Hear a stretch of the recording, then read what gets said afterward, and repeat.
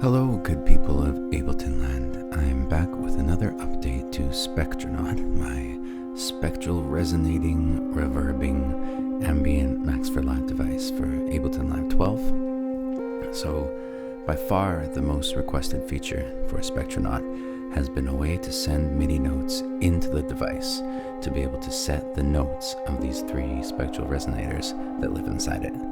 And that's what this update is all about. So before this, we could set the pitches manually by turning off this scale mode.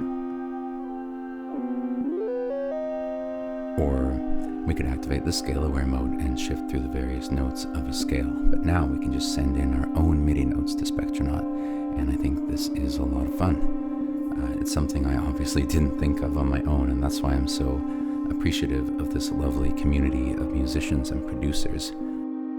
You absolutely help make these devices better. Anyway, the new version of Spectronaut now has a companion device, and I've called it Beacon to go with the kind of spacey theme of Spectronaut. A beacon is something that sends signals out into the ether, and well, that's what this does. It sends MIDI notes. So this was tricky. There's a lot of details to take into account. There's three spectral resonators in Spectronaut, so I had to ask myself things like, what happens if only one note is sent in? What about two notes?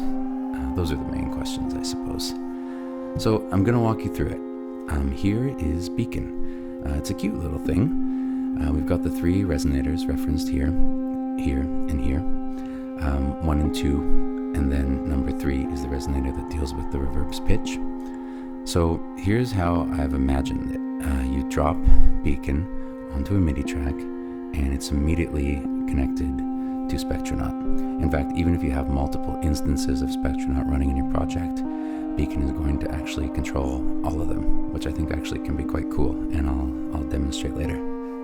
So anyways, you drop Beacon into a MIDI track, and boom, it's connected to Spectronaut.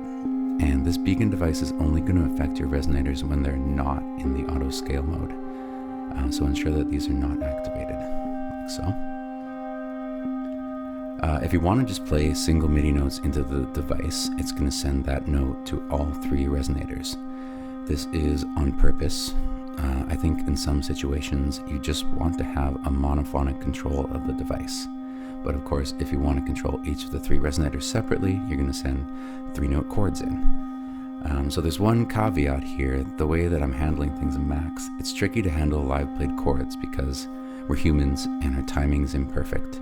So if you're playing chords in via a MIDI keyboard, the 3 notes of that chord are not going to happen at the exact same moment. There's going to be a slight delay between your finger hitting one key and the next and the next. So, which will basically make the device think that you're playing single notes. So ideally, if you want that surgical control over what Spectronaut is doing, you're going to want to just create a MIDI clip of the data, the chords that you want to send. Or you could play it in live and then quantize it, whatever works for you. I think you'll see what I mean as I play around. So anyway, play single notes, and all three resonators are going to take on that pitch that you're sending, like this. I have a simple 4-note pattern here, and as you can see, all three resonators are following those 4 notes. The random is on here, but it doesn't really matter because it's all the same note. So we'll go back to straight, and we'll talk about this more later. And then if you want to play 2-note chords, resonators 1 and 2 are going to take those 2 notes, while the reverb resonator is just going to be ignored. It's going to be free to either stick with the note you set manually or free to wander around the scale via this scale aware button. So we'll play the 2-note clip, which looks like this. And now you can see the resonators 1 and 2 are changing as per the clip. And the reverb resonator is doing nothing. So if we want, we can turn on the scale aware mode.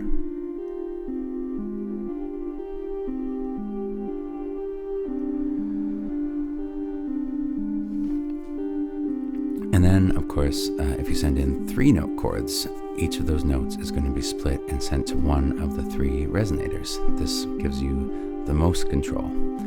We will demonstrate with this clip here.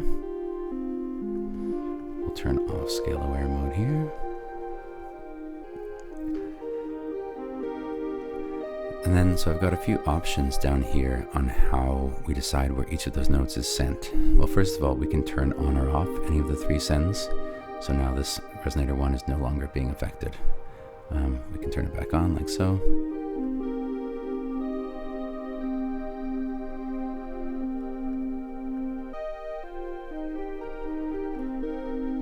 Like so. But then yes, there's 3 options down here. Leaving it on the straight mode, it's just as is. The lowest note is going to go to resonator 1, the middle note goes to resonator 2, and the highest note will go to resonator 3, the reverb resonator. And if you want, you can reverse this order by clicking random, and now the lowest note will go to resonator 3, and etc. And then you can also randomize with the randomize button, where each time a chord is received, it randomly sends those notes to the 3 resonators. Kind of just a way to play with the voicings of things. What else? I've also added this Strum knob here, which just humanizes things a little bit. As you turn it up, there's a slight delay between when the first note is sent and then the second and the third.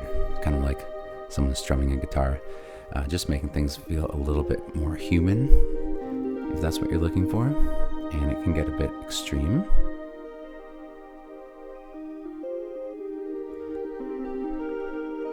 I like it right around here, personally.